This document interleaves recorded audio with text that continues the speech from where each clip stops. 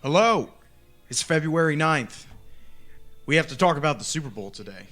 A lot to discuss, a lot of topics to dive into regarding the Super Bowl, plus we're going to talk about the Hall of Fame inductees and the NFL honors. We also have Uno beer tasting for you guys today and Hops of the Week. But before Pub Talk begins, we want to thank our sponsor, Route 11 Chips. Route 11 Chips, the best chips here in the Shenandoah Valley, with great flavors such as barbecue, Chesapeake crab, and salt and pepper.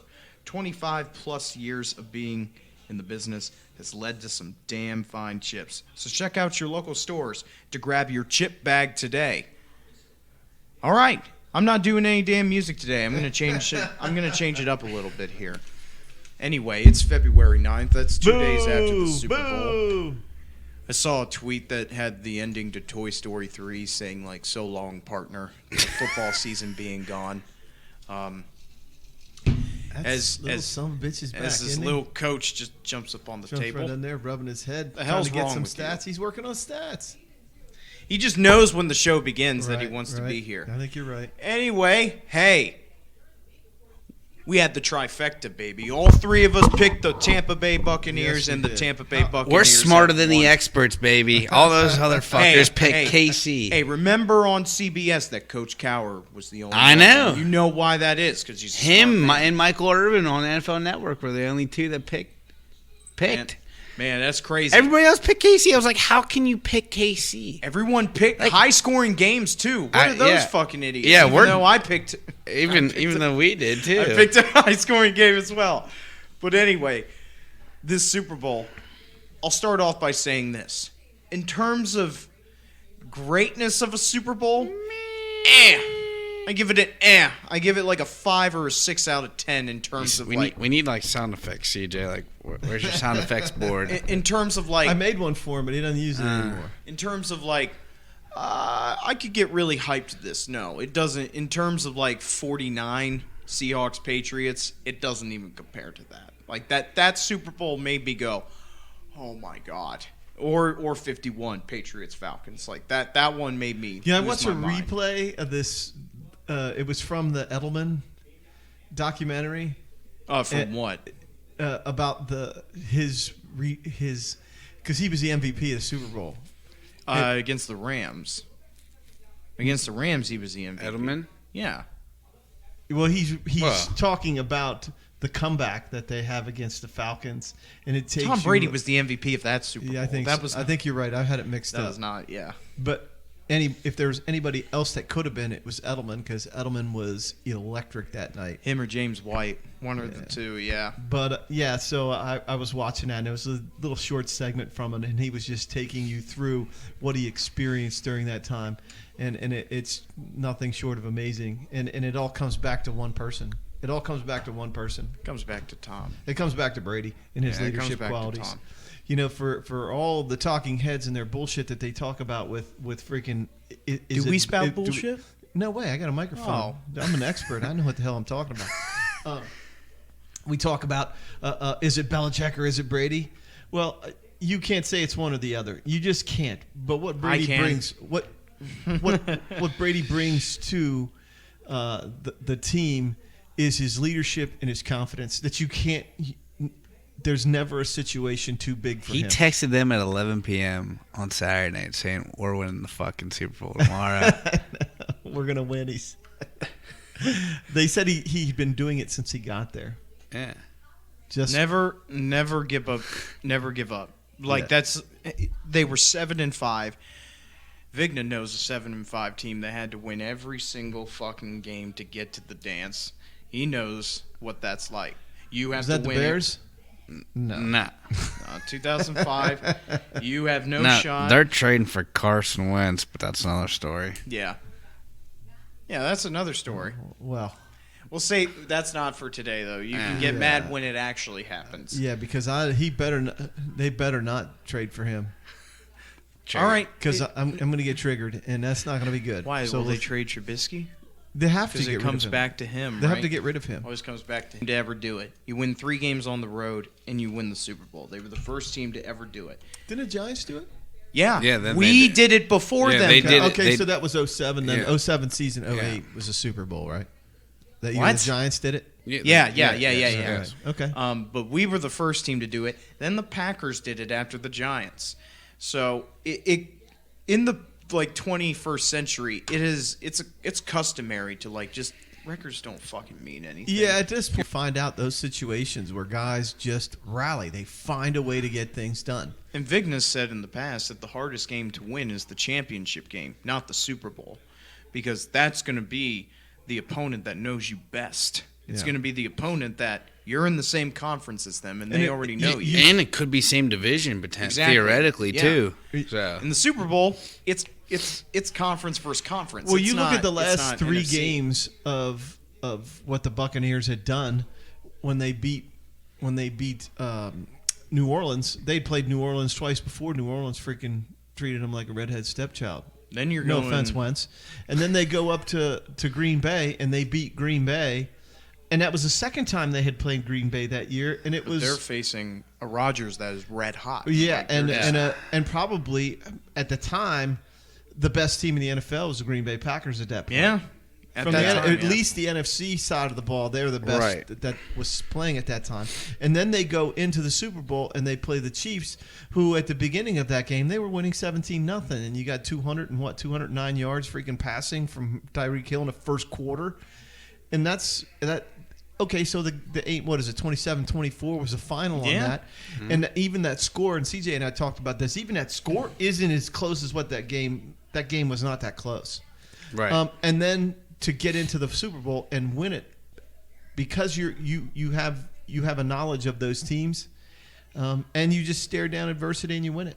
Period. You just win it. But let's talk about this game. Tampa Bay. I mean, Todd Bowles, MVP. For everything that they could have possibly done all week long, you heard is look, you stopped Rodgers, but you can't stop Mahomes. You can't stop Kelsey. You can't stop Hill. You can't stop.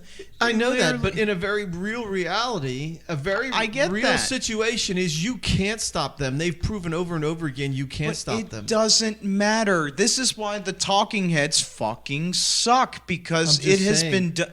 I know you're just saying, but it has been done before where an offense that has been seen as, man, they put up points like it's nothing. They do all this. And then a little, team from Seattle comes in and makes you look like a fucking cakewalk, basically. Your prolific offense doesn't mean anything because everything is thrown out the window. Right, and we answered all the questions last week.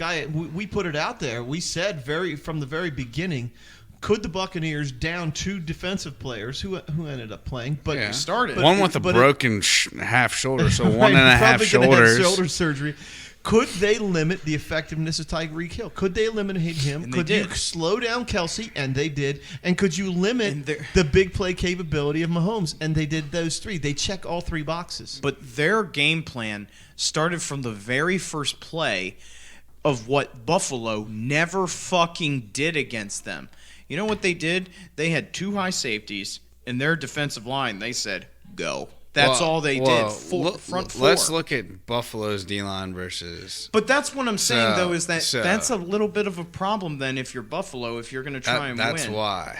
You need to be able to pass the ball, run the ball, and rush the passer if you want to win. Yeah, if you can't rush the passer, you better be able to cover. And if you can't cover guys like Tyreek Hill, you're going to lose, and you're going to lose badly. But that front 4, they were winning with 4 rushes. Yeah, and 3. Well, Todd Bowles he's known for his blitzing. I mean, and that's what they've done. That's what they've done for a long time. And then they only blitzed Mahomes 4 times, and they pressured him with 4 guys. Yeah, and he was pressured 29 times. This is the most by any quarterback. What did they say? In the He Super had Bowl. almost 500 yards running around. Yeah, because he was being chased the entire time.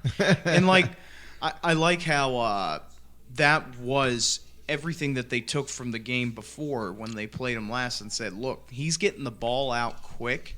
And he's also, well, actually, no, he's not getting the ball out quick. He's looking for the big play. Yeah, because they dropped their safeties deep. They had their 2 high shell. They double freaking Tyreek Hill. You man up with a better coverage. The difference was that the post-game show was saying that they were carrying Kelsey longer than what they than what they did before, and that's how you can beat the Chiefs. Well, they also put Levante on him. They also were like, look, we need Devin White in the middle of the field to play sideline to sideline. We'll have Levante cover Kelsey one-on-one, and Levante did it perfectly. Right, and one of the things they were so saying many- during the broadcast, they said this very specifically, is that Kelsey is such a big guy. You know, he's a big, strong guy, and he muscled up on most linebackers and was able to get free of them. You weren't doing that with Levante. You weren't freaking getting him out of the way. Levante, I said it going into dude, him and Devin White, they are that duo. They are that good of a duo. Yeah, but you know, when you look at how you play inside, you play as a partnership. I know. No, I'm saying that, but yeah, that Tampa defense, they did everything right. I mean, I was just so thrilled to see a defensive line get after the quarterback. JPP hasn't lost a playoff game ever since he's come into the league. He hasn't. He's 8-0 in the playoffs. Wow. I didn't realize that. Yeah, because he won with the Giants. Yeah. In 2011, and now he's won with the Buccaneers, 2 Super Bowl wins.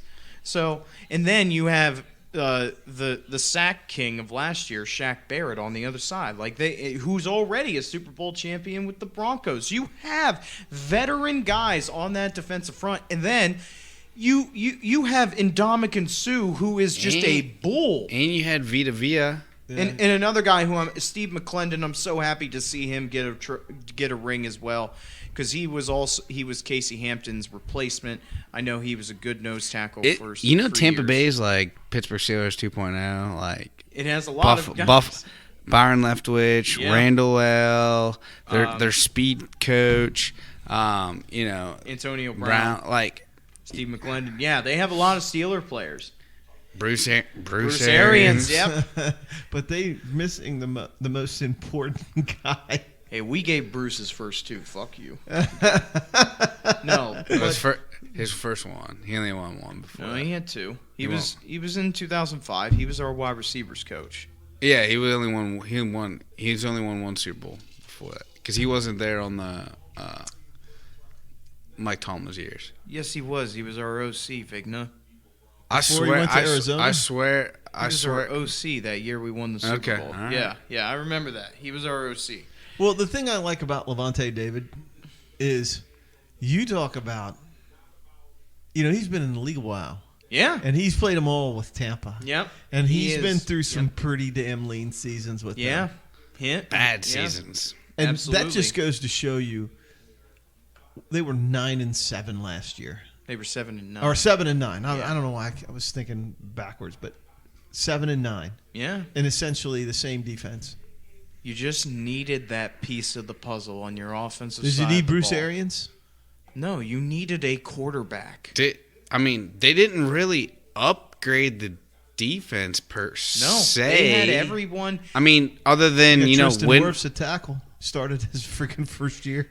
Oh Well, my that's God. offensive line. Yeah, I know that. I'm just saying. Winfield is probably the only major addition that I can think of. I mean, everybody was Antoine Winfield, and then you had. And he was he was out of Boston College, right? No, he's Minnesota. Minnesota. Second Who's the round dude pick from out of Boston Minnesota. College we were talking about then? It's on the Packers, Coach. What? I don't know what I'm thinking. That was on the Packers. Oh, I don't know.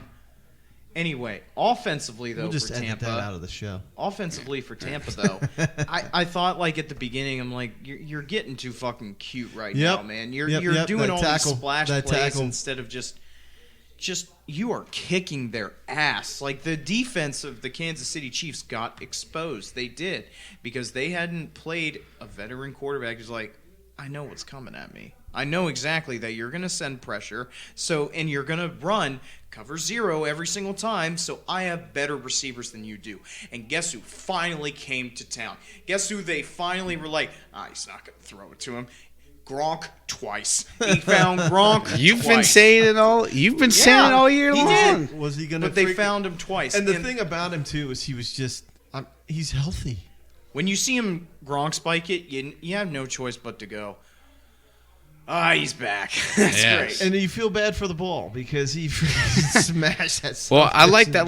that little like chip screen that they ran there Yeah. on the goal Little line. play action crossing route that he ran That behind the it was line like a of scrimmage. split. It was like that split zone action where he chips like he's going to kick out, and then Bastard turns around. I was like, oh yeah, I knew it. People will say, like, they want to put, Travis Kelce in there with the greatest of all time. Well, guess what? Gronk didn't drop balls all night in the biggest game of his life. That's all I'm saying. You want to put Kelce's 87 good. on 87. Kelce dropped a lot of balls that night, and Gronk didn't. If you want to put him in the biggest game, when the biggest moments come on the field and the stars are... He was lights out. Yeah, and Kelce was lights out the year before. You know who was also lights out? Lenny! Playoff Lenny. Not playoff Lenny. Let's get it correct. He changed it. It's no longer playoff Lenny. It's Super Bowl Lenny. Who cares? Hey, you know what? Ronald Jones, though, was a great addition as well. How about Leonard Fournette's fucking luck? I know. Like, let's talk about He that. put that on a tweet. I saw that. He said he sent this out and he put it out there just so you know. And it was a tweet that said, "We have released Leonard Fournette," and it was from from the Jaguars. And then he ends up in Tampa in the same season. How about that? Well, You go from shitopolis, and they don't know what the hell they're doing in They Jacksonville. were 1-0, man. We're not resting on our Sorry, they laurels. beat Green Bay. That's right. Yeah. they didn't. But you look at that first season that he had in beat the Jacksonville, Colts and you're week like, one. okay, this Yeah. guy is pretty good. That first season he had in Jacksonville, and also in the playoffs, he torched Pittsburgh. He was yeah. a very that potent was a running back. good team, though. Yeah, but I'm saying when you have the pieces around him, I mean, come on now. I mean, it's no offense. Jacksonville's kind of a trap. It's been like that. They're like Yeah. Detroit. Yeah, exactly. Yeah. It's They're there to waste players' like careers. it that seems like. Cleveland, For now, yeah. Yeah. I mean, for now. But yeah, and now you have Lenny, who I hope that they re-sign because him and Ronald Jones are a fantastic duo together. They have a lot of. What do they have? Like 6 free agents they got to solve now. important guys.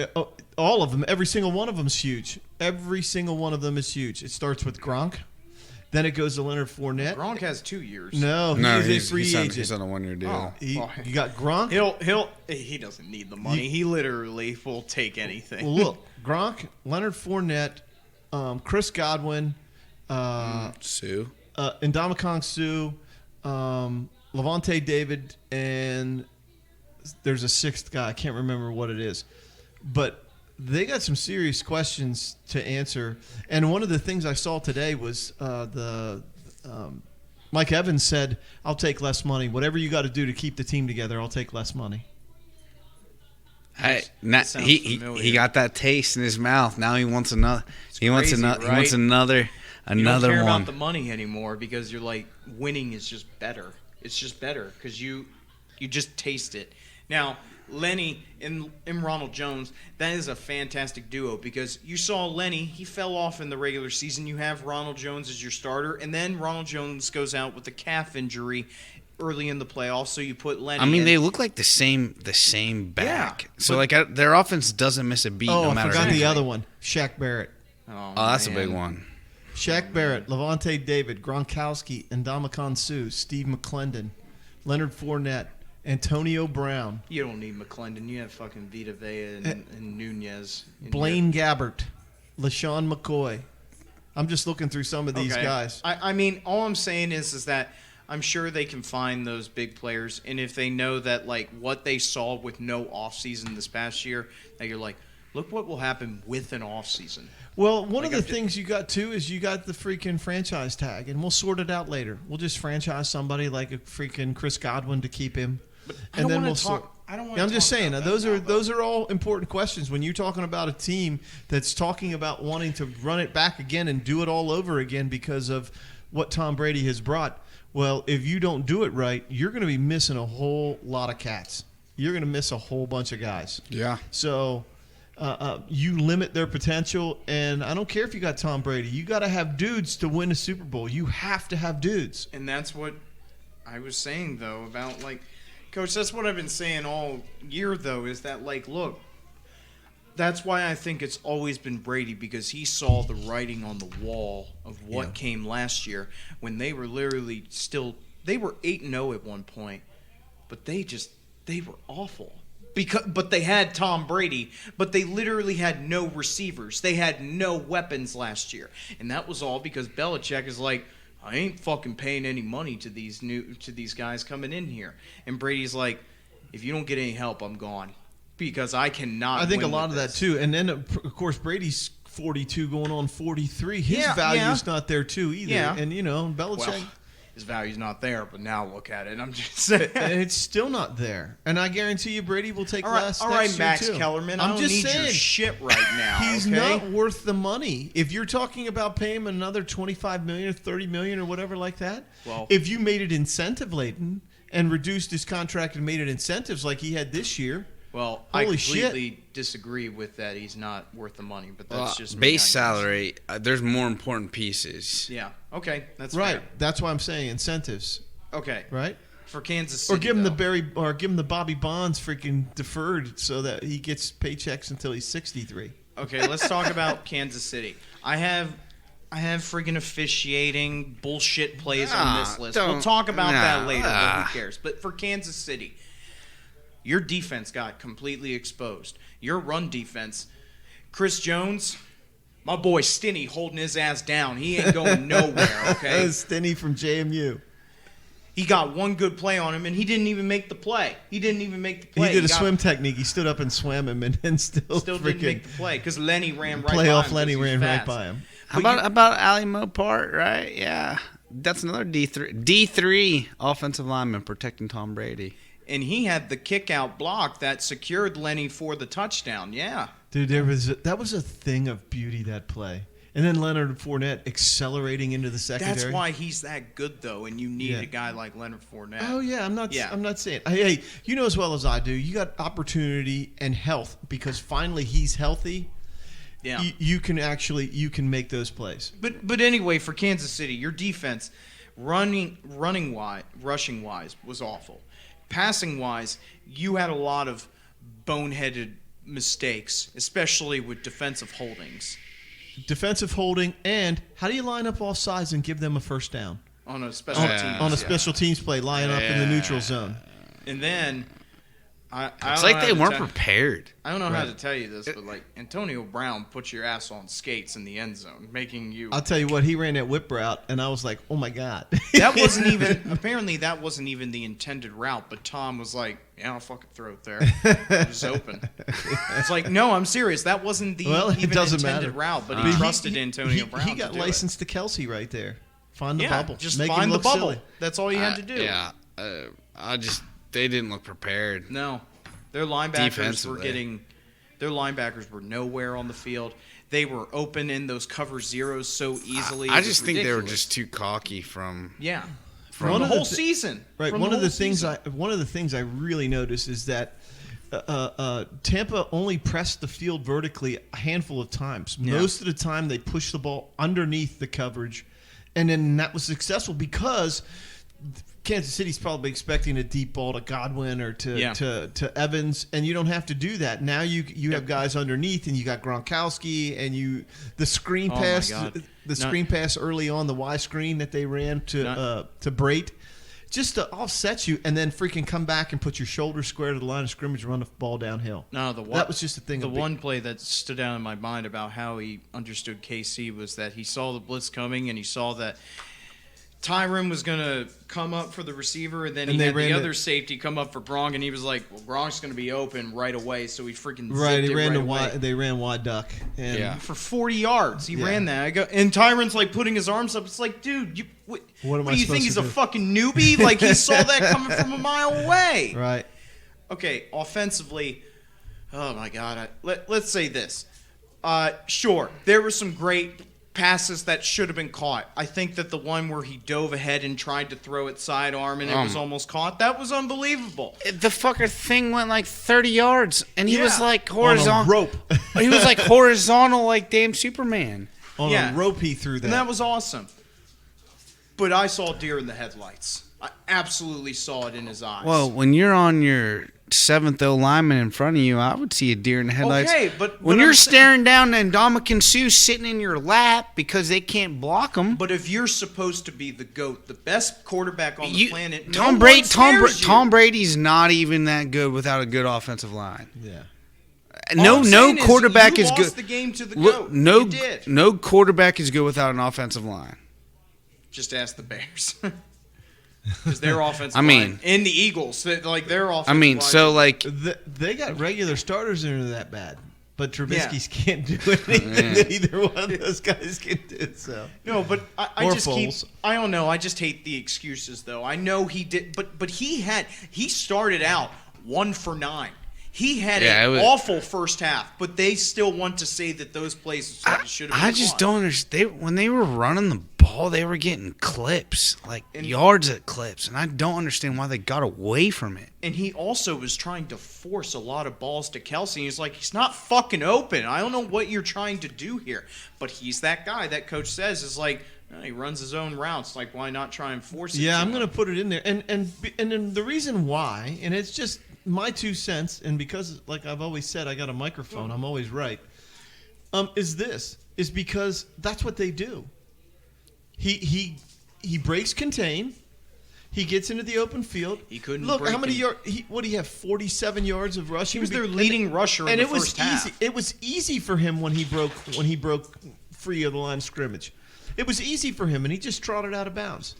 But when he needs to make those plays, that's what they've done. They've gone to Kelsey, or they've run under routes, and nobody can cover underneath. You can't cover Tyreek Hill underneath when he's running a skinny route. You can't cover him. But that is more credit to Todd Bowles and how he dissected that team. Well, he devoted more people to coverage versus pressure, and that was huge. And he just depended on his front 4 guys to get it done, and they did. Freaking Shaq Barrett was a freaking animal. When you can collapse the pocket like that, and you get 2 guys inside like Sue and Vita Vea, and they freaking plug up that middle. Vita Vea was playing fucking defensive end sometimes because he's like, dude, he's bullying them. Like, their offensive line is getting bullied. Yeah. Right.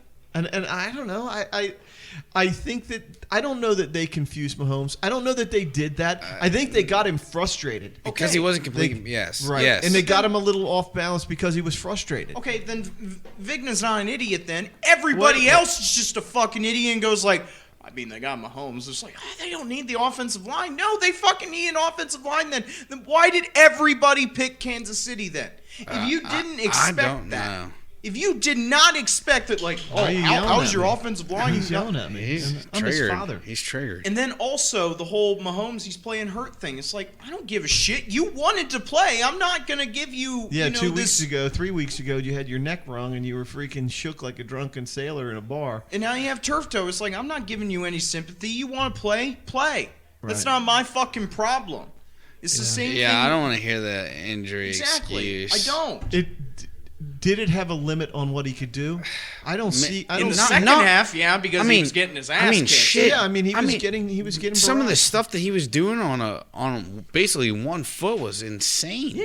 Yeah. I'm not discrediting that, but why did everyone pick Kansas City then? I'm so confused too. Yeah, it's like they don't want to see Tom Brady.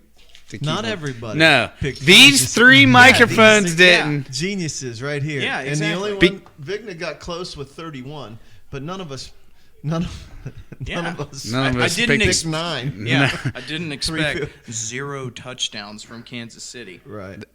How about that stat? This is the first time Pat Mahomes in hasn't college and professional football that his team has never scored a touchdown. Wow. Real quick, Vigna. I think I have an answer. I think I have an answer of what you're gonna give me, but dude, come on, what'd you think about 31 putting up the deuces on 10? So come on. So I'm like torn because it cost your team a penalty, but I fucking loved it because I mean it's trash. So Patrick, he was watching the game with us. We were all upstairs watching it, and. Patrick goes, you got to act like you've been there before. And I'm just thinking to myself, what he did by putting his fingers in his face, He essentially gave him 2 fingers. That's it. It's not like he flipped him off. He didn't say anything. Right. He just said, because Tyreek Hill did a fucking front flip And and also in the gave him- piece, and he wasn't flagged for it. That's he, why- he wasn't flagged for taunting for that. No. Unfortunately, that is the one thing I don't like about my brother is that he is a, I won't say Well, Patrick perfect never human played being, that. but I'm saying he like never yeah. played like that. I know. Your brother and that's freaking what I'm made saying. huge throws in high school and made great plays in high school and never once. I know. But I like seeing some characters to some people. Well, your brother was And classically I- trained. I know. and he was never And that he's way. going to tell his players, don't do that. But it's the Super Bowl, and you remember that Tyreek Hill had 200 yards on you. I know. And, I like, get all that, and I I thought know, it was- I didn't have a problem with it. But I'm I thought just it was telling you, great. don't attack Patrick because he was trained from a very young age. I'm and- going to attack him because I'm like, this is the Super Bowl. Well, then you're and I'm- attacking me because I taught him from the time he started playing, and you did, that you should act like you've been there before, and that's a classless act. You just don't do those things. But I didn't see, and this is just me, and this is where the only where I disagree with Patrick is that flashing 2 fingers in front of him was not demeaning. It was not intimidating. It wasn't any of those things. It was just, I got your ass. Yeah. I got Like, your ass. I And got- you can't win. You won the battle, I won the war. And Right. ran off the field. Yeah, I don't Right. know how there wasn't flags between Honey Badger and Tom Brady. Oh, I love seeing that. Yeah, man. I really wonder what they were saying. To Me each too. other. I love I seeing think that, I don't think there was any racial thing because Tyrann Mathieu freaking he deleted his tweet. I'm just assuming that he made the statement that he said something I won't repeat. He probably called him a bitch or whatever. Don't be a fucking Yeah, bitch or yeah.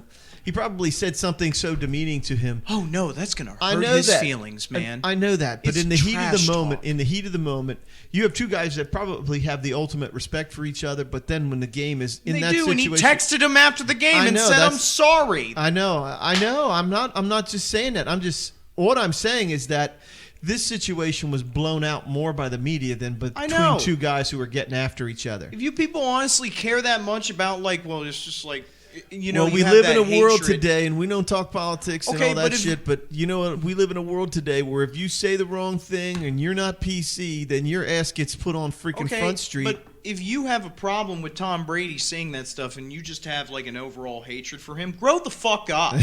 Honestly, dude. If you're like 30 plus years old and it's just like, Tom Brady's a bitch. I They're don't not like him. 30 You're years. 40 and 50 40, year old 50 year old dudes, grow the fuck up. Honestly. Yeah. He doesn't give a shit about You don't know how close I was to putting on my Patriots Super Bowl jersey and wearing that. But like Really? the whole Yeah, I might wear it to school tomorrow. the whole Antoine Winfield thing, I'm like, dude, I am 100% down with that. Yeah. Look, they get paid millions of dollars and everyone wants to say, dude, just shut up and play football. I like seeing some character out of that. I like seeing that. the But excitement. not if it costs your Hey, team. Yes, exactly. Okay. How about here's the But that's kicker. great, Here's though, the 'cause best it one. didn't. It didn't. Here's the best one. Is at the end of the game when he's freaking running, trying to look, and then freaking Mahomes releases the ball and freaking well, I can't even think. Devin White makes the pick. Yeah, no one freaking talks runs, about that. He No runs one to the talks back about of the that. end zone. He takes his helmet off, looks in the camera, puts a 0 up to his eye, and goes, "Not in my motherfucking house." Yeah, no one I talks about missed that. This is my motherfucking house, is what he said. I was like, No one talks about that because everyone talks about the douches. No one talks about that. He said Because that it have didn't to- matter. You have to, CJ. Let's bring that up. Let's find that clip at the end where Devin White freaking makes the pick and says, "Not in my You can pull it up motherfucking there. house." I'm not going to be able to find it. Oh, shut up! You But yeah, he sis. just rips his helmet off. So what? But yeah, I get what you're saying. Not when it costs your team. But guess what? You were up by 22 points. You just committed a turnover on downs. I say do it. I like it. I like the balls of it. I do. Because then I know Patrick wants to be a coach, and it's just like, you're not playing anymore. But, the Tampa Bay coaches are like, hey, don't fucking do that. That was awesome. That was nice. That was nice. Yeah. Here it is. Here it is. Watch him. And you can see him hold up 0 on his face. Let me see. I'll get it large screen here. And then you watch him. Because the other guys come up, and then he puts a 0 in front of his eyes. Come on, you son of a... And prick then you. Oh, yeah, who's Grammarly. this? Grammarly. 52 seconds. Shut up. All right. Here it is. So here's Devin White right there. You see him skating. Bang, gets the tip, catches the ball, takes the knee. Watch this. I'm going over to the camera. I'm going to strip my helmet off, throw it on the ground. Not my motherfucking house. It's just like, What a steal. what a crowning achievement they had. What a steal for them to find Devin White and know that he was just going to be an absolute beast for them. Because, and then you tandem him with Levante David, who is a veteran guy. Is like, look, Rook, you got a lot to learn, but you have the stuff. You do. But you have a lot to learn. Get that turned But off anyway, I like the character. I like it. I think like the NFL Sure, needs to throw the really flag, but it didn't mean anything. I think It that they didn't should mean recognize that you have guys on the field that are the ultimate competitors, and while they may not show it all the time, I think they're guys that have a level of respect for each other, like Gronkowski and Kelsey. They have tremendous amount of respect for each other. Yeah. Well, in the heat of the moment, how are you not going to say And and you're- voice your opinion? How are you not going to do that? And you're telling me Tyreek Hill wasn't like, damn, he got my Yeah. Because you know what? I He's got like, you. yeah, I Probably. throw up the deuces to everybody. Right. And you're And telling I've me been it's like, throwing- no, you can't do that to me. You- I do that to you. Right. I've been Shut throwing up. deuces for seasons. Sorry now. about that Bush League bullshit of Right. like people talking like that. But anyway, Kansas City, it was not a good Super Bowl for them. No. On No. both sides of the ball. It was one of those games where you were like, this is one of those days Harrison for Bucker Kansas had a City. good game. 3 field goals, 52-yarder too as well. Yeah. But so did Ryan Suckup as well. He nailed a field goal. He nailed a 52-yarder as well. So I have some like tidbits I wanted to talk about. All right. Throw 'em Tom up. Brady. He sucks. He's the gatekeeper. Whenever some team creeps up and wants to go back to back, he's the gatekeeper. He's like, that's not happening. Because the last team to go back to back, New England Patriots, Right. 03 and 04. Yep. Team after that tried to do it, old Seattle Seahawks. Who'd they fall to? They fell to Tom Brady. The Patriots all went to 3 straight. They went to 3 straight, but they didn't go back to back. They went 2016, 2017, 2018. They didn't go back to back, though, because they lost to the Eagles in Right. 2017. Then you have the Chiefs. They beat the 49ers last year. Oh, look who's in the Super Bowl. They try to go back to back, but they can't because it's Tom Brady who they're facing.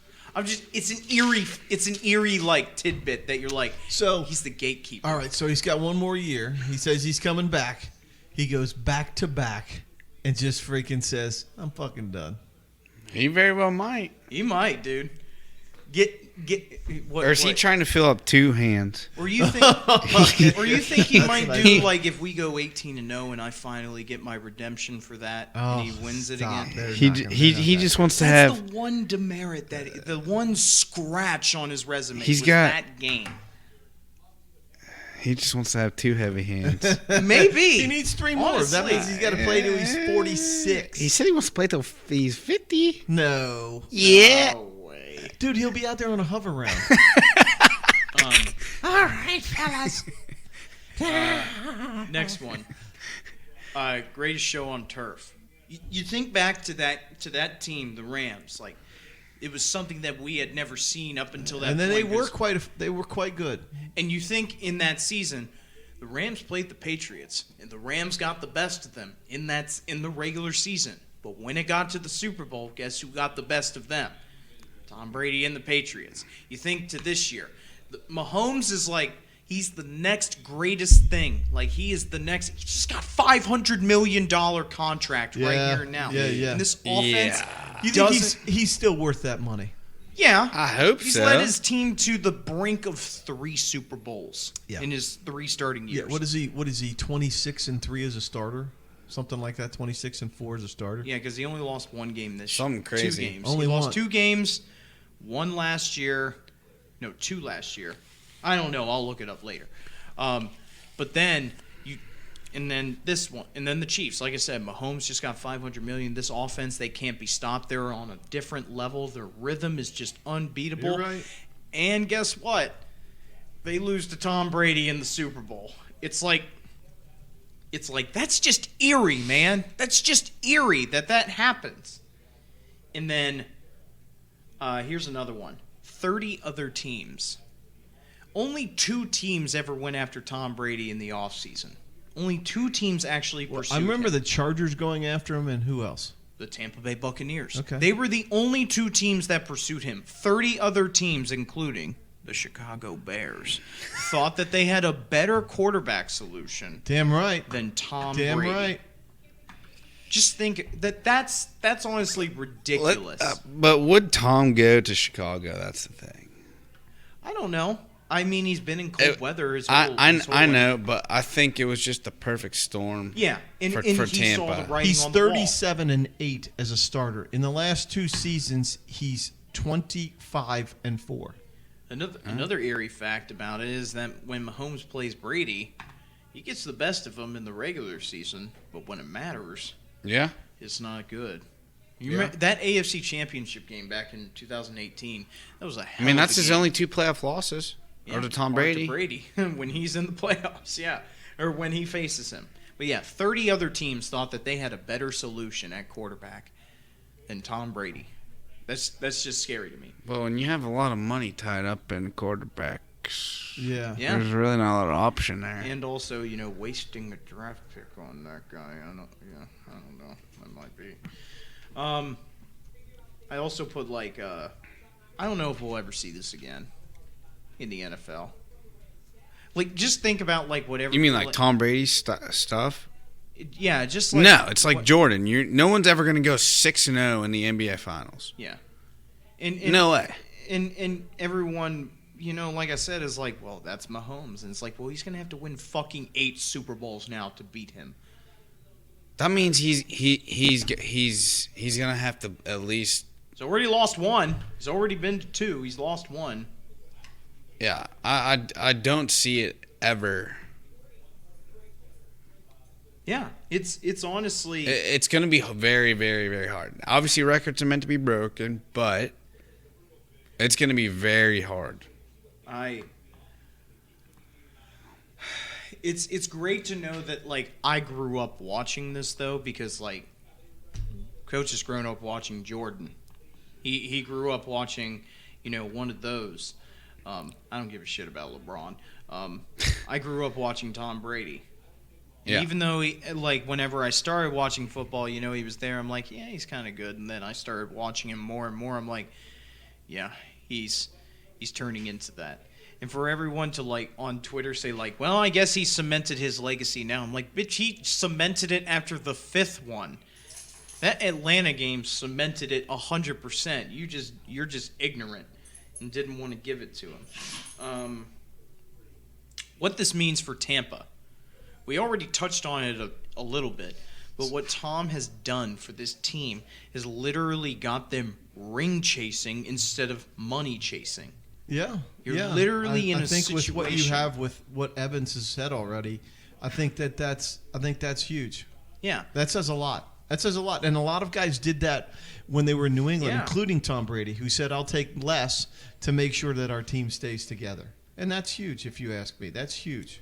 But just the fact that he was the missing piece, and he has changed their whole mindset from 8-8's a good season to, dude, I want to win every single year now, no matter what, and we can beat everybody. Like you said, the text, we will win.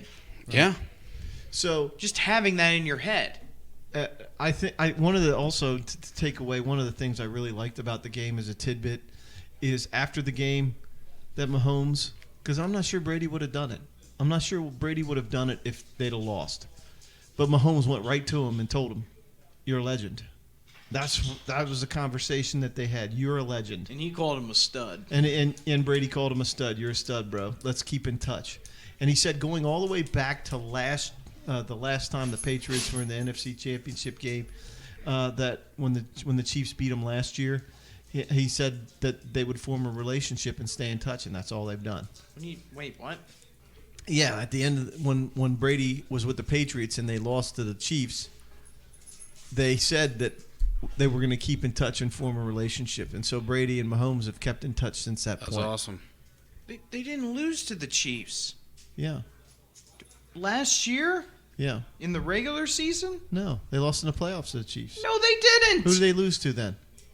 They lost to the Titans. 2018, the Patriots beat the Chiefs to go to the Super Maybe Bowl. it was when they freaking met. It said they had a long conversation. Oh, after their first matchup in the AFC Championship. That was 2 years ago when they won. The Patriots beat them. Yeah. Yeah. Well, what that's the when hell are you their talking about? relationship started. I was so That they would keep in confused right touch. there. Well, stop getting angry. Because I don't Shut know up. what you're saying. Shut up. Anyway, what this should mean, and then my final tidbit, what this should mean for the NFL. You look at a guy like Antonio Brown. I don't want to say psychotic or anything, but mental breakdown. Wanted his money. Wanted a bigger. He wanted the ball to him every single play, basically. Now look at him. He's whatever. I'll get the ball whenever because I'm going to win a Super Bowl. It's those are the types of players that want to show up on Brady's doorstep because they know that Brady's just going to win. And I think that that's what the NFL has to get back to. It's not about the fucking money. In Le'Veon Bell's situation, Yeah. he went to New York to the Jets. Look how that turned out. I know, and why would my thing is, yes, you're gonna get paid, but why would you go to a team that sucks? Yeah, exactly. You play to win the game. It's like Sue. I bet Sue I'm sure he doesn't regret it, but he had some years in Miami where it's I didn't do shit because and the team sucked. I mean, look at Sean McCoy. He won it last year with KC. He goes to Tampa on a 1 year, Two-time. a 1 year deal. Yeah. Goes and wins. I mean, it's things like that. I mean, he didn't play in both of the Super Bowls, but still collecting those playoff paychecks and two big rings. Yeah, it warms my heart to see that kind of stuff because I'm that's the ultimate goal. Stop worrying about the next biggest contract. Yeah. Because Mahomes is just you paid that man $500 million. Yeah. What is that going to mean whenever those pieces go away? Because you're not going to be able to keep Kelsey and Hill together forever. No. You're not going to be able to. Yeah, and that's where the cheap talent comes into play. And it's where you got to draft well, But that's another story too. So there are a lot of players reaching out to the Buccaneers saying, Yeah, there I'll are. take less Oh, money. I'm You sure. know who's number one coming there? Double ones. Pocket aces. Julian Edelman wants to forego his final year in New England That would be and be reunited with Tommy that would be something. one last time. Dude, but he he's could got teach- $3 million left on his contract. Dude, he could teach Scotty Miller so much down there. That would be awesome. That would be something. You wouldn't. Just think about how many guys want to just opt out of their contracts and go. You know, you think about the guys who've been around Brady, and you think about what those. the fact that Amendola went to the Lions, I'm what the fuck are you doing? You just That's what I'm saying. They Why did chase teams? money. Why did teams? They chase money in free agency. That's what you do because that's what at the end of the day, that's what those guys want is that big payday. So, because most guys are not playing till they're 40 or 43 like Brady. Right, Their career's going to be over 35. 3 years is the Okay, average. but right? maybe that's why I enjoy Brady so much more is that he has never cared about the money. Yes, because he's married to a multi-hundred millionaire freaking supermodel. Oh, and he also doesn't spend much money because he's vegan, so doesn't have to spend big money on dinners. That's He just funny. makes a salad every night. Yeah. Anyway, No bacon on it. No. No bacon bits. All right, so one last thing. Yeah. I wanted to look at the top. Here it is. Sammy Watkins, Alex Okafor, Daniel Sorensen, Bashad Breeland, He Damian sucked. Wilson, DeMarcus Robinson. All Those are some free big agents. cats right Yep, there. Yep. And then Austin Ryder, the center, or Reader, the center. yeah. All of them free agents. They have a number of guys on there. They probably have 20 guys in free agency for Kansas City, but their key guys are all locked in. Huh? So It's because You need those role players though. yeah. Oh, well, that's the Super Bowl then. I'll say that it wasn't as exciting. If you're a Kansas City fan, I was pretty excited watching it because I'm a defensive guy and I enjoy watching that type of stuff. I thought that the Tampa Bay's defense was masterful. Todd and Bowles the did a hell of a MVP job. should have went to Todd Bowles in that defensive front because they did everything. They did it to all. the teeth. All right, but some more things happened this weekend. The NFL honors, including the NFL Hall of Fame inductees. Don't get me started on it. yeah, Don't get me started on this what's shit. the point, Vigna? I honestly want to know what's the point of keeping stats. I honestly would like to know because I mean, it's like if the Steelers had quote a better season, does he win Defensive Player of the Year? if he goes one more fucking round in the playoffs, If he plays the last game of the year? yeah, you've got to be kidding me with this. No, don't not to take anything away from Aaron Donald, but he did not in every major category. TJ Watt Except led. for forced fumbles. That was the only I mean- category that he led in. I mean, I don't understand how you don't give it to TJ Watt. He was a machine. Damn wrecking ball. I'm just blown away by that. But I'll It's just 2 leave it at years that. in a row. This But is it's a 2 years popularity in a row. thing. Again, Oh, it's 100%. I mean, look where Stop Aaron. yelling But at me. look where I'm pissed. I'm gonna throw a fucking pen at your head. look where Aaron Donald plays. L.A. Look where TJ Watt plays. Pittsburgh. But look at the two different franchises. Steelers are a historic franchise. The fucking Rams can't find a goddamn city to play in. I mean, how do you? I don't know. Maybe those West Coast people aren't up at 7 a.m. to watch the 1 o'clock games. I just or really something. hate the excuse about, like, you know how many times he was double teamed? It's not called the fucking double team award. It's called the Defensive Player of the Year award.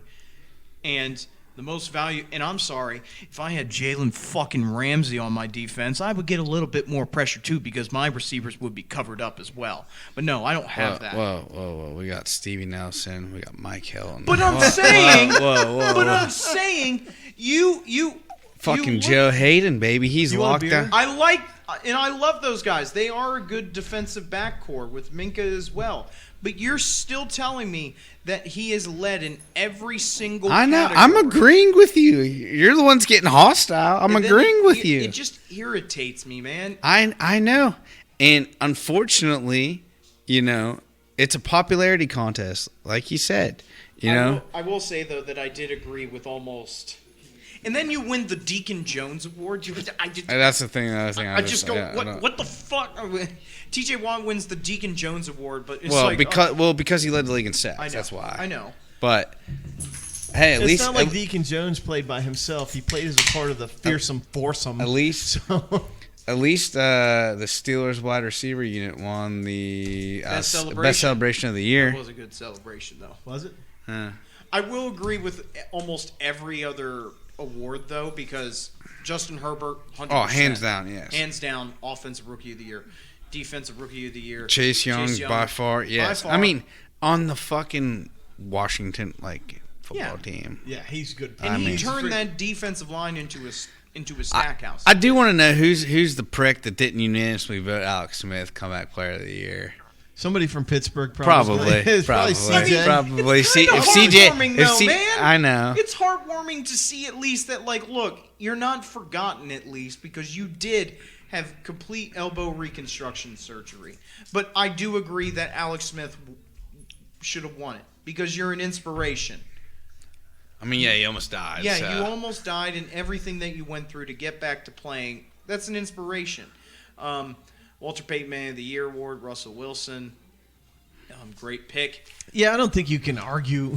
You can't argue. Whoever wins it, you're like, okay. That's kind of cool. I don't even know who votes or how they vote for that, but that's interesting.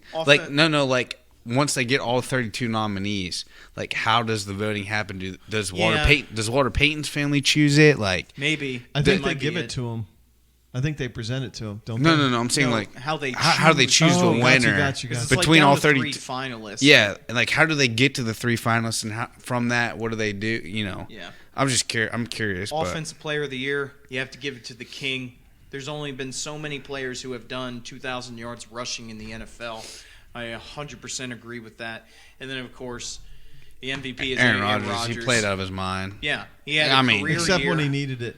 He had a career year. Matt LaFleur, I don't know. But at the end of the day, it doesn't matter, and I'm sure Aaron Rodgers doesn't fucking It says care that about the Seattle Seahawks got the best presentation of the year. Celebration. That's what I got. What? No, No, got Pittsburgh it. No, did. it's NFL Pittsburgh. Honors Celebration of the Year presentation. No. No, It's I Chase. swear I Chase. saw- Yeah, Chase Young and Chase Juju. Claypool and Yeah, or Juju. Chase- yeah. Who gives a shit? I saw what I saw on there. But the NFL Hall of Fame inductees. He had a big class this year with a lot of names that I grew up watching. That should tell you something. CJ, how does it feel that I'm almost as old as Calvin Johnson? How old are you? 31. Oh my God. So, Yeah, that's. how crazy is that? We'll start off with him though, since you brought him up. Yeah, Megatron, aka Calvin Johnson. He is the definition of a Detroit Lions player, retiring in their What a prime. Could have waste. been another great. I mean, don't get me wrong, Barry Sanders, one of the greats of all time. But what a But- waste of a career. It just is. Again, it's like you're fucked if you go to What the hell are wow. you doing? I'm not trying to do anything. It just pops Turn up. the volume down. I didn't know it is. It is off. Yeah. Now. But it's like that loophole: Cincy, Cleveland, Jacksonville. You know, I mean, Houston now almost with Deshaun. I mean, it's Might turning be- into that. might be- the AFC South has a lot of teams yes. that are like this. Has a lot of teams. So And then you have the Lions, and two huge. Name other Lions players other than Barry Sanders and Calvin Johnson, other than Matthew Stafford as well. I mean, the only person right now I can think of is because he's on television is Dan Orlovsky. But that's about it. And You, know want what me to he's be famous honest? for? Running out of the back of the end zone. You want me to be honest with you? Alex Karras. No. He's a famous Detroit. George Plimpton, the Paper Lion. The only one that I can think of for a short You guys time are was nowhere near old enough. fucking Night Train Lane. Dick. The Dick. Night Train Lane. That's the only other one that I mean, can think of. think about this. Detroit, one of the founding members of the NFL. Yeah, that's fucking kind of sad. has never been to a Super Bowl. Nope. It's very sad. What are there, like 12 teams has never been? Tom Brady has more. Never won. Tom Brady has more Super Bowl wins than 18 franchises. He has more Super Bowl wins than 18 franchises combined. Yeah, that's Okay? crazy. And one of those franchises is the Chicago Bears. And one of those franchises is the Chicago Bears. So, anyway, I have to say that it's great to see that Calvin Johnson, with everything that he did in a short amount of talent, in a short amount of time, because he had some seasons where I'm like, Barry Sanders, Joe Schmidt, Bobby Lane. I don't know any of them. Calvin Bobby Lane, Johnson. there he is, Night Train Lane. That's it. That's literally all I can tell you. I mean, theoretically, Calvin Johnson, Lem Barney, Doak Walker, I don't the know. greatest Oh, athlete of the first half century. well, though he was a great running back. So, Okay. but like modern day, I get what you're saying, CJ. Modern day, you have to go back 30, 35 years. Jerry Rice, or even No, I'm talking. Oh. Detroit. Detroit. Yeah, sorry, I thought you were Yeah. talking about receiver. No. Just saying, 30 years. You got to go back to Barry Sanders. Yeah, and Barry Sanders was just like, Dominican I- Sue got his start there. He did, but I mean, I don't know. If Sue's a Hall of Fame No, yeah. nose tackle, I mean, but Hall of Fame brawler is what he is. yeah, a stomper. Dude, he looks like just a pure animal. He He looks looks like like he's pissed off Yeah, all the it's It's like time. one of those island statues, like with the face that has like the straight. Like, have you ever seen Night at the Museum? Yeah, Dude yeah. that says, "Give me gum gum." That's Indomitian Sue. He's literally one of those Smithsonian. Eddie Murray, kicker. But anyway, Calvin Johnson, 100%. It's great to see. It's honestly insane that he was first ballot. I think that's insane, though. But I think that if you It's look at rightly what he's deserved. done, What he did in his short career. Robert Porsche. it's just a shame. I Who? just think it's a fucking shame. That's what I think. Well, I mean, he was injury prone.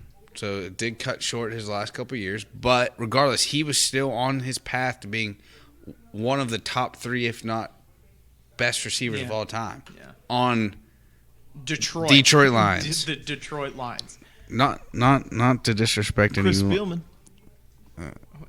Coach, stop telling us names of Detroit Lions. Is he in the Hall of Fame? Al one Bubba cares. Baker. Is Chris Bowman in the Hall of Fame? I don't think so. No. Okay, so then yeah. Now, Broke his neck. next is Peyton Manning, the Billy sheriff. Sims. All right, okay. I'm trying to find great freaking Chicago. No one. Again, your name. No No one. one cares. Dick LeBeau. Okay. DB. Detroit Lions. Okay, we'll end it there. But all right, Peyton Manning, only quarterback other than Tom Brady to win the Super Bowl with two. Count them, 2 franchises. Something that both of them have over Joe Montana. Yeah, because Joe was 1 game short. So, Yeah. I mean Peyton Manning. Basically, He broke every record. in just the what book. he did to prepare to. He was just so goofy in the pocket with his long ass jersey down to like his elbows because he refused Quarterback to. sleeves were down to your elbow. Yeah. 5-time MVP. 5-time MVP. I mean, how long was his career? Was it 8? Was it 18? 98 to 18? 2015. Was it 18? 98 to 215, and then you got to take 17 out years. you got to take out the one season where he was Got So hurt. 16 He years. got hurt, right? Yeah. So 16 years of playing. I mean, that's pretty good.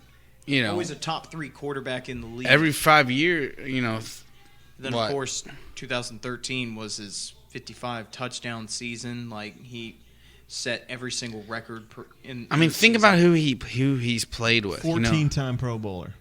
God, Marvin Harrison, Reggie Wayne, Edgerrin James. Adrian James. Some of those Colt teams were just unstoppable. I'm glad that I'm he just brought looking a. at- I'm just I'm looking glad at that his he brought a Super Bowl to Indy. Indianapolis Colts Ring of Honor. Indianapolis Colts number 18 retired. Oh yeah. The 100th anniversary all-time team. That's crazy. I mean, Walter Payton NFL Man of the Year. he was. Wow. Yep. NFL Comeback Player of the Year in 2012. After his neck injury.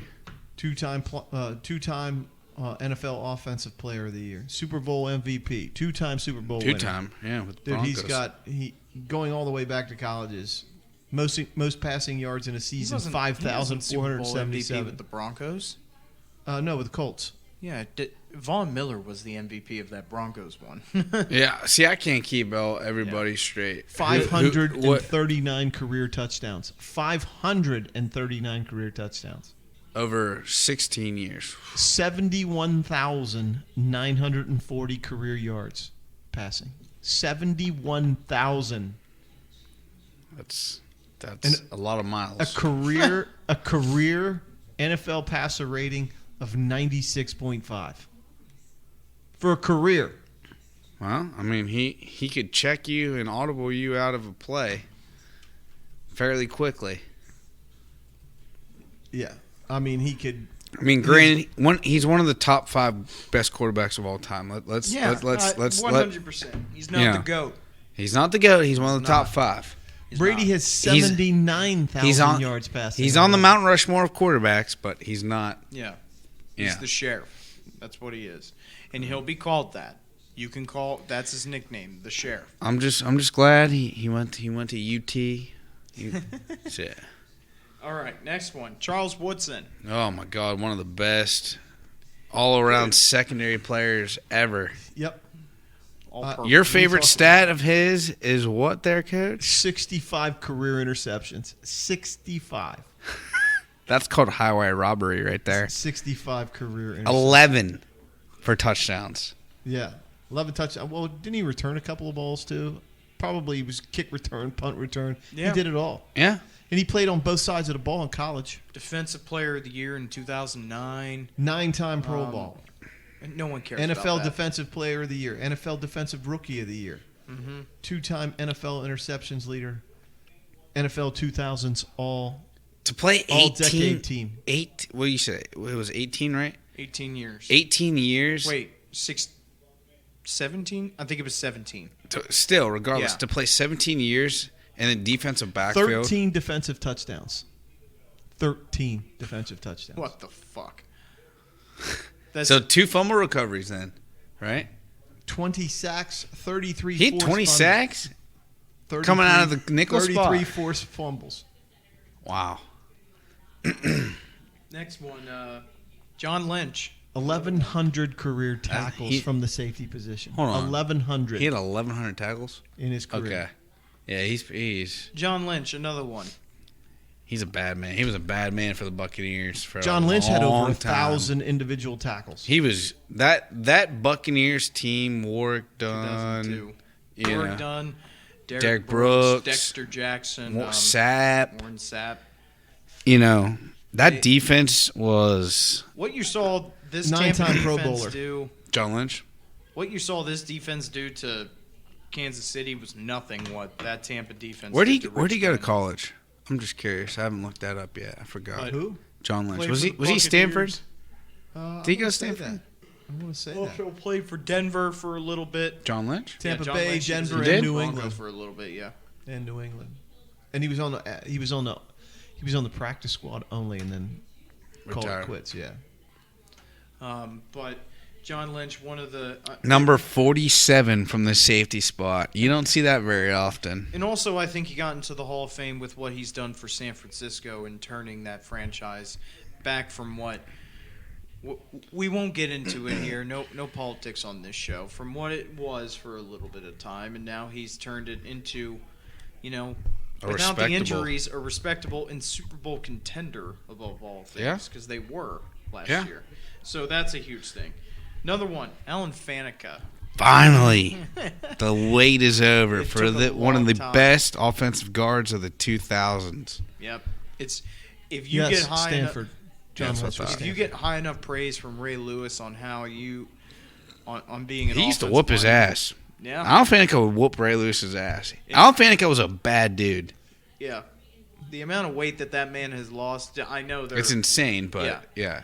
But seeing how what he was for the Steelers and how they won the Super Bowl, it used to. If you want to run the football, you need a guy like Alan Faneca. as your guard. He was probably one of my favorite Steelers. He's the LSU guy, right? Yep. He's from Louisiana. Yeah. He was one of my favorite Steelers there in the 2000s growing up. You always could count on 66. He's a little fella. He's He probably was 6'4", 315 when he played. yeah, he was big. Oh, he looks like a freaking mountain man when you see the picture. Oh yeah, big old beard and everything. But it's great to see that after he played for the Cardinals, he also played for the Jets for a yeah. little bit. Yep.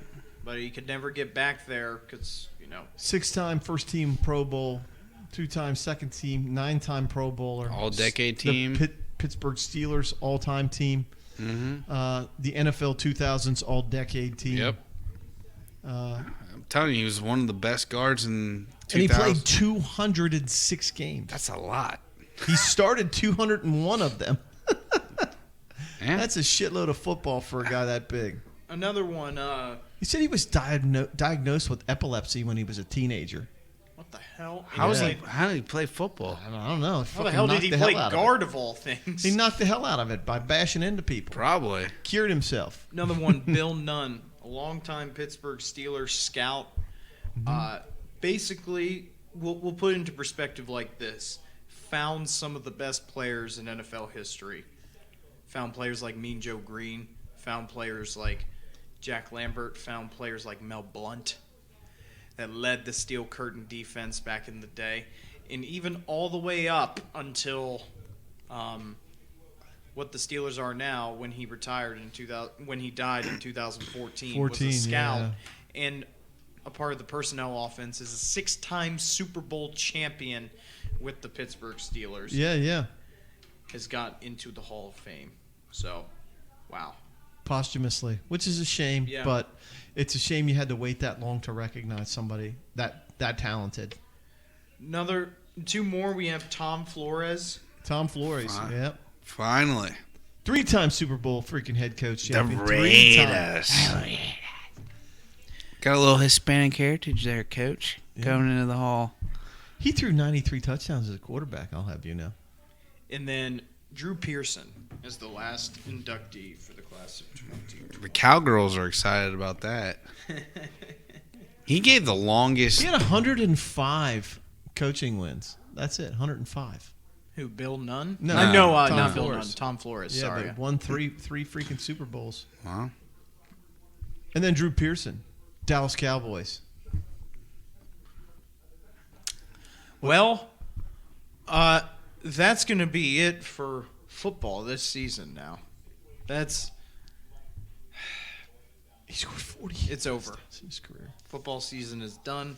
We have to wait now for training camp and the draft to start back up coming here in April. It's going to be a long road ahead, but I can't thank the NFL enough for what they did because I don't know what would have happened these past couple months without the NFL. They made this happen with the entire COVID pandemic going on, and I'm just glad that it was there every single Sunday so you could watch football because I don't know if people can live without football because I sure as hell couldn't. Otherwise, I don't know about this show because I don't know what I would be talking about over the fall if there was no football. Because I don't know if I could keep going on and on over the fall. So that's going to be it for the football, Wait a minute. though. We got one more thing. What? Power rankings for next season. Why do you want to talk about Number that? one power ranking already. Who do you think it is? It's the Kansas Chiefs. City The Chiefs. Chiefs. Son of a bitch. I Guess don't who know. number two is? It's not the Green not Bay the Packers. Not the Bucks. Nope. It's the Green Bay Packers. It is The Bills? The Buffalo Bills. Yeah. Number 2? So Buffalo let me get Bills. this straight. Wait. 3 is Green Bay, It's- and number 4 is Tampa. What? Yep. Is this an ESPN article? Or is it Chris Sims trying to rank quarterbacks? Oh my God! Don't start me on that, motherfucker. Dude, I'm going to throw This your is from laptop. NFL Nation.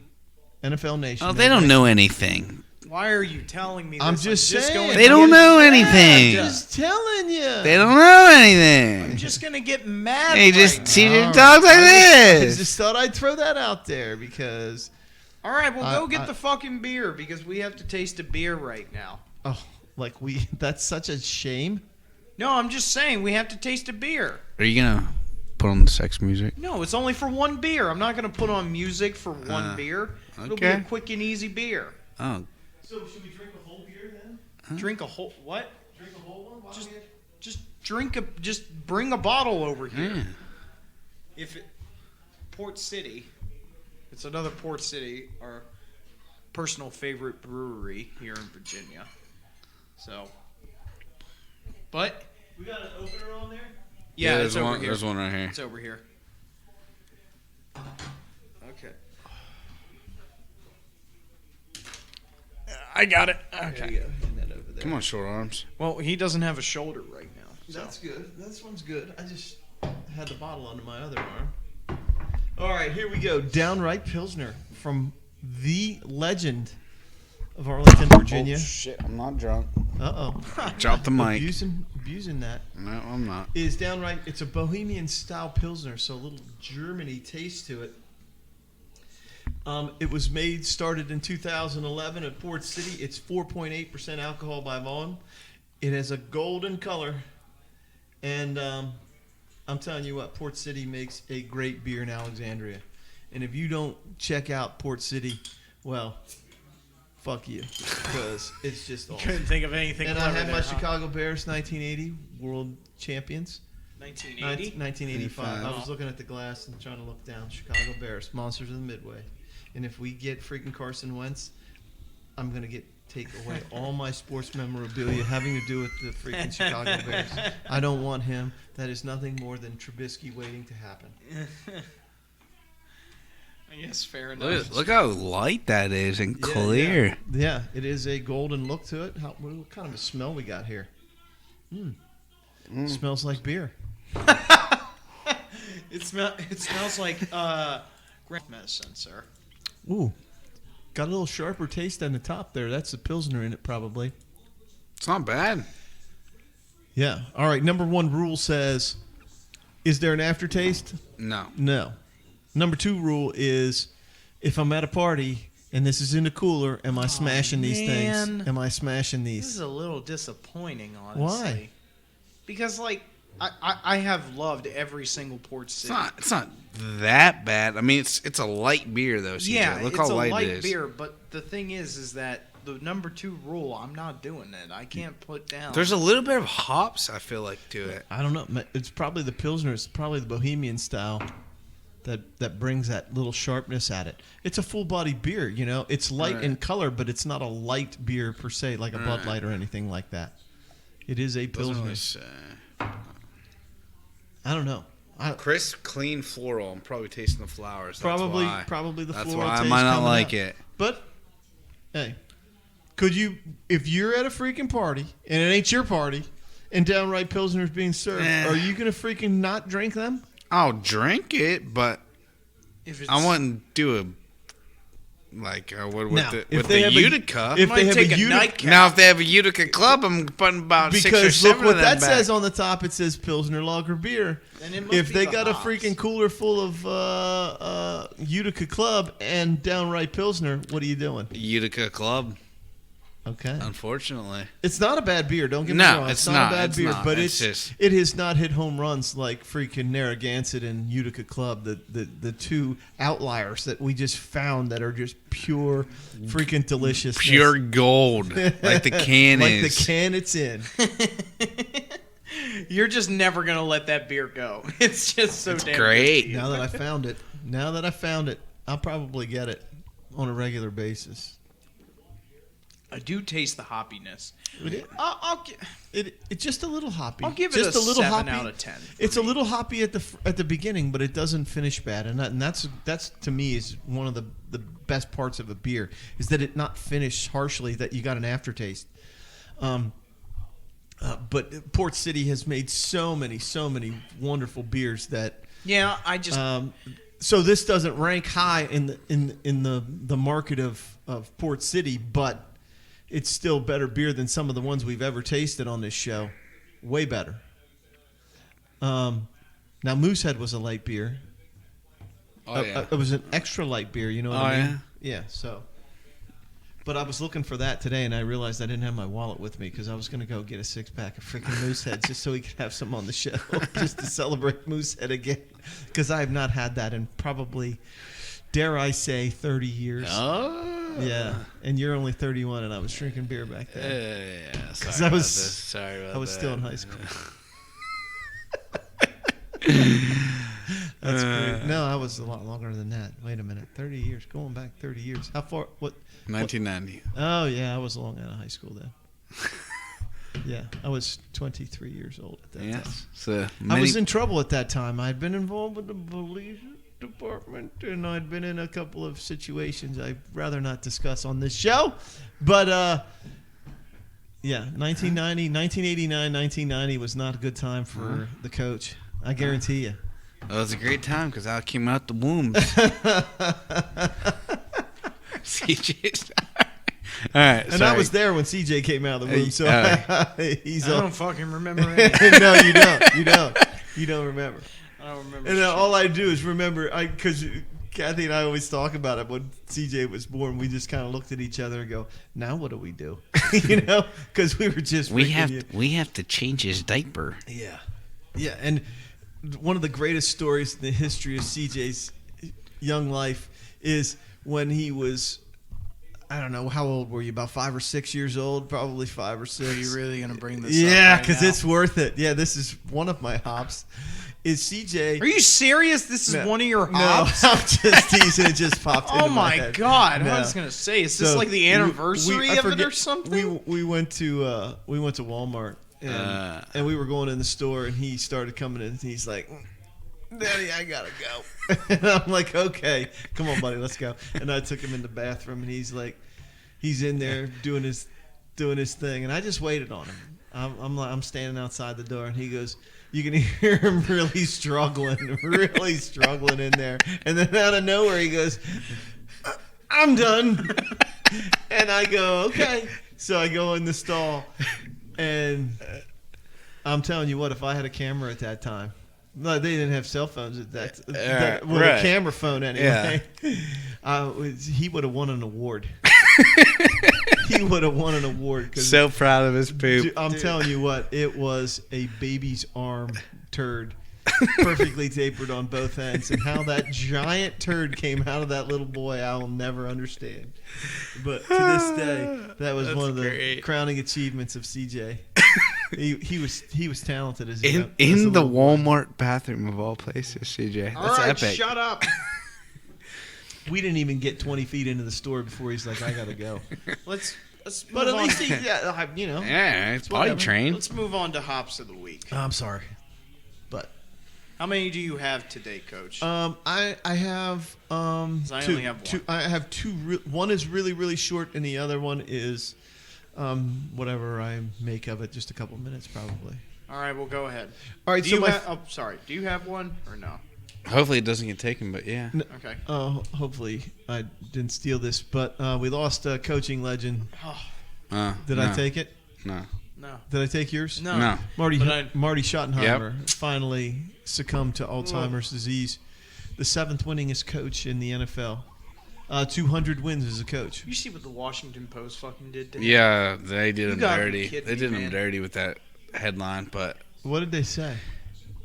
just his mediocre teams. Yeah, they talked about how he was essentially a mediocre coach. Yeah. He fucking had 200 wins as a coach. Yeah, well, that doesn't count towards the Washington Post. So But all right. But anyway, Marty Schottenheimer, dead at the age of 77 from Yeah. Alzheimer's.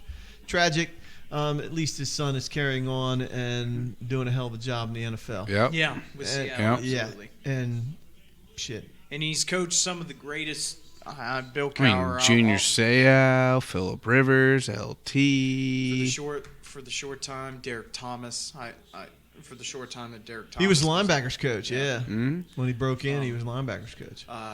And then he's also coached great coaches like Bill He was Cowher. a pick guy too, buddy. Yeah, he was. Yeah.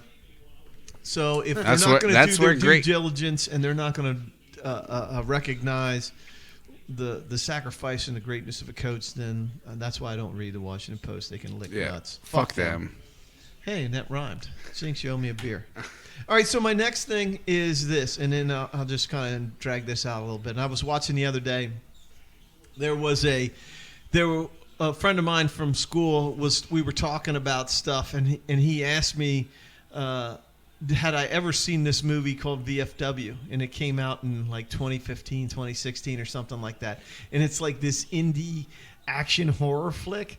And I was like, I have no idea what you're even talking about. And he goes, you got to look it up because it came from the old horror genre, the movie company called Fangoria. And they made a whole bunch of these really, really violent action horror flicks. Oh my Right? Yeah. And there's some great characters in it.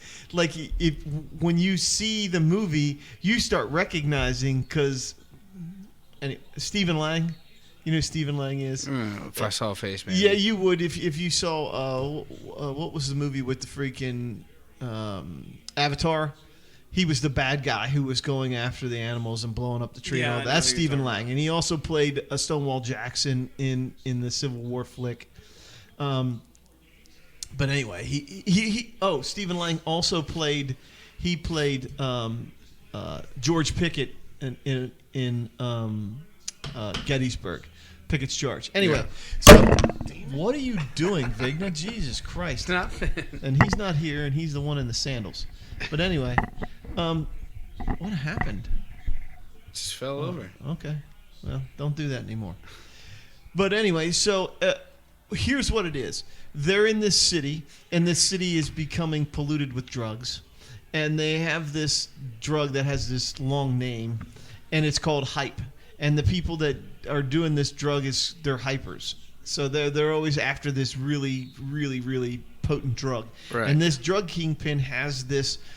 He's getting ready to basically get out of the drug trade, and he's got these giant bricks of this shit, right? And this young girl, steals all of this stuff that he's going to sell off, and he's going to sell it off, and he's going to make his fortune, and he's just going to be done with the whole drug life kind of thing. Well, she steals the shit and she runs down the street and she goes into a VFW, and that's the name of the movie, the VFW, right? And in this VFW are all these Vietnam vets, and they're all in there hanging out and everything like that. And it's the guy's Stephen Lang. It's his character. It's his birthday. And they're all getting ready to go to this strip joint. So they're doing shots, drinking beer. They're going to close the VFW because it's losing. There's not people hanging out there. Like it's just this cadre of like 6 or 7 guys that hang out, right? And then all of a sudden, this young soldier comes in. He's a young guy, a young black guy. And he comes in and they're like, "What are you doing here?" And he's like, "Well, I needed some place to stop off. Thought I'd have a beer. My buddy told me that if I wore my uniform, I'd get a first-class ticket. Well, I didn't get a first-class ticket, so I thought I'd come down here." And they all freaking, recognize him, and they start telling war stories. And then this little chick runs into the fucking bar, and she's got this dope on her. And from that point forward, the drug dealer starts sending an army of freaking goons at the VFW.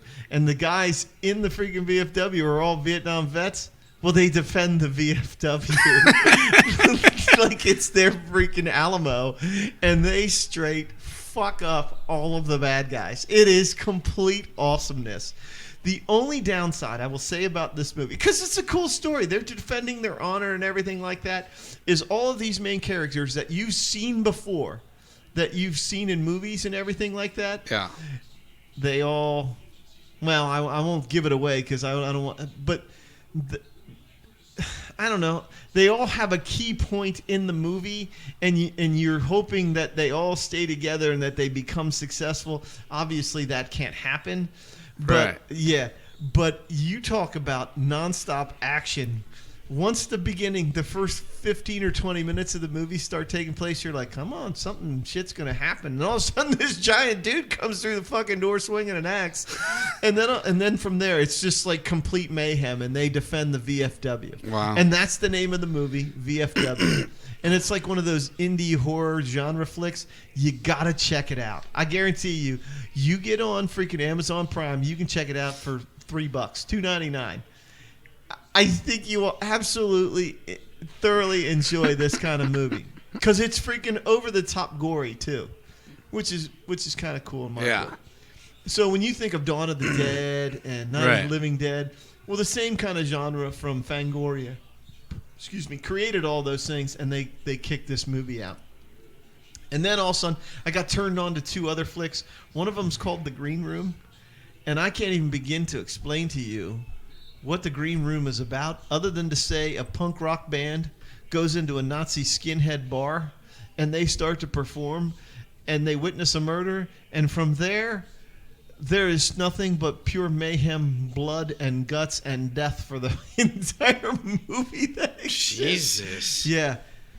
So I got onto this indie horror flick thing, and then the last one is a relatively new movie that came out in 2020. It's called Underwater. And it's about this, what's that guy's name from, the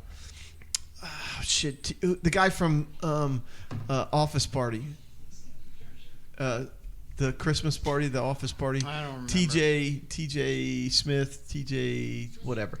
But anyway, what happens is you have this company, and they're drilling at the bottom of the ocean, like the Marianas Trench kind of thing, and they're down there. And then all of a sudden, these creatures come out of nowhere, and they have to survive underwater, like 7 miles underwater. What the hell is he? And their only way. Don't ask me. My buddy Phil started turning me on to this shit, and I started watching trailers and starting renting movies for $2.99. And they are straight awesome. So if you don't check out VFW first, you're not my friend if you don't check it out. You got to check out Green Room, and you got to check out Underwater. The 4th movie is something I haven't quite decided I want to dabble in, but I started doing some research on. It's a Russian horror flick that was created in Russia, and they created English subtitles for it, and it's along the lines of Alien, and it's called Sputnik. And I checked out a bunch of trailers and components of the movie, and it looks really. When I say freaking Metacritic and Rotten Tomatoes looked at it, this movie is ridiculous. Like it's 90%, 80 to 90% Wow. Rotten Tomatoes. Metacritic gives it like an 8 out of 10. And I started watching all these parts of it. Really, really cool shit. So I haven't broken down and picked that one up for probably get that one for $1.99 because it's Russian. But I might, I just might break it down. And when I watch it, I'll bring it back. But number one, VFW. Got to watch the VFW. I told Patrick about it, and he just laughed. And I'm like, I'm telling you, you watch it. I'm going to buy it on Blu-ray so I have it. No shit, I am. It is You that hear good that, of a CJ? movie. Wow.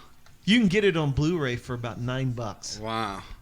Well, mine is that's mine is about the Super Bowl streaker. Yeah. So- what happened to that dude? So apparently he was paid to do it by Bet. Yeah. no, the man who became famous for his scandality on the field has been officially identified. Yuri Andrade, a resident of Boca Raton, was charged with trespassing. He was where? From Boca Raton? Boca Raton, Florida. Okay, Yeah.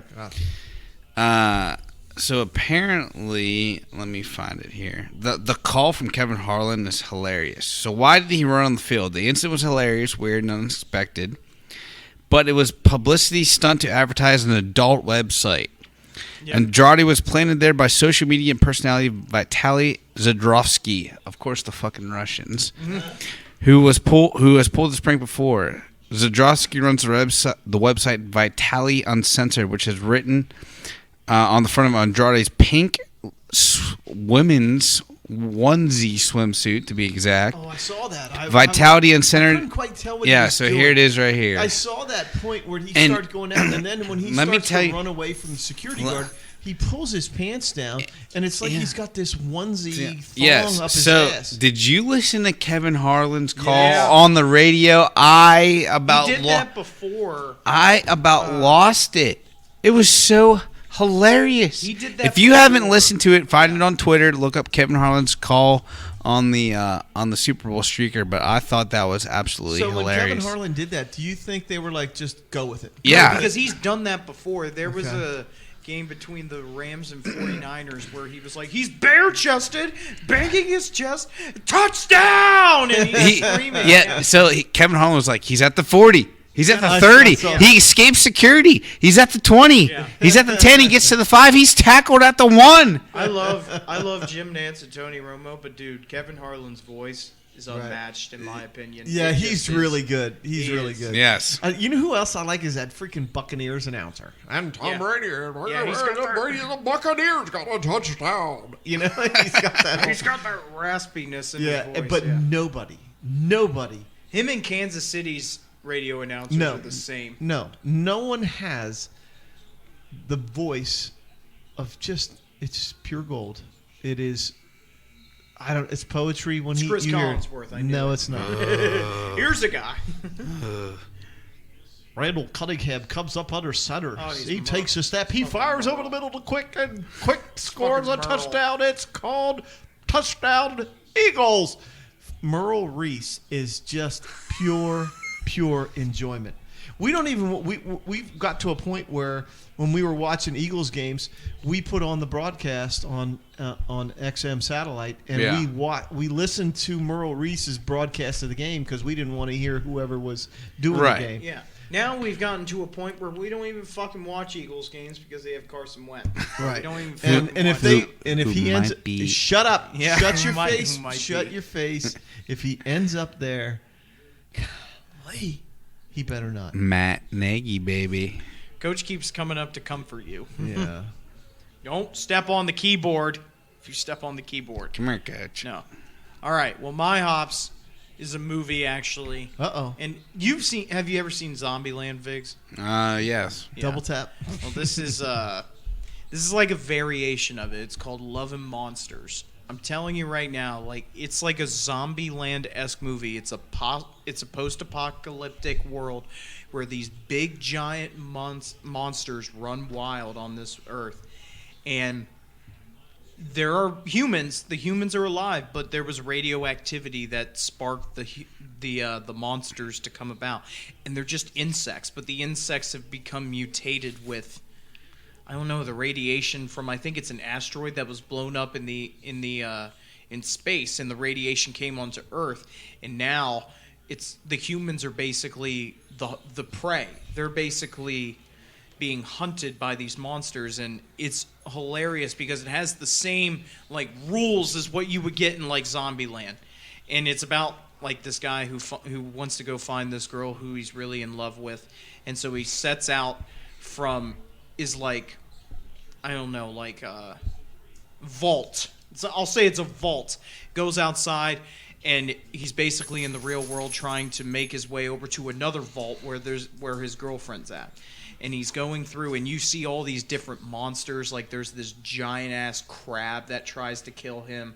There's like these underworld worms that are ginormous that try to kill him. It's hilarious. Sheesh. But it's hilarious though, because they balance it out with comedy with the fear of the actual movie. But it's a great movie. I suggest it to everyone because if you've ever seen Zombieland, it's kind of like that, where it has like the horrors of, you know, a zombie horde, but it has hilarious actors and a great story actually. Yeah, he's his best bud. He likes Gunny. Coach. But that's my hops for today. Well, Viggs, thanks for sticking with us these past couple weeks through the NFL season. It's been a pleasure. Maybe you'll be back on next week. I don't know. I don't give a shit.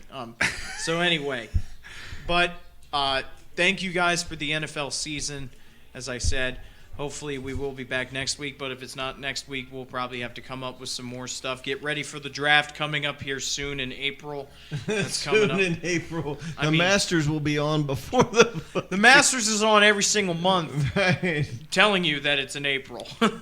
But once again, thanks. Coach, thanks again. But guys, until next time, peace out. See you guys.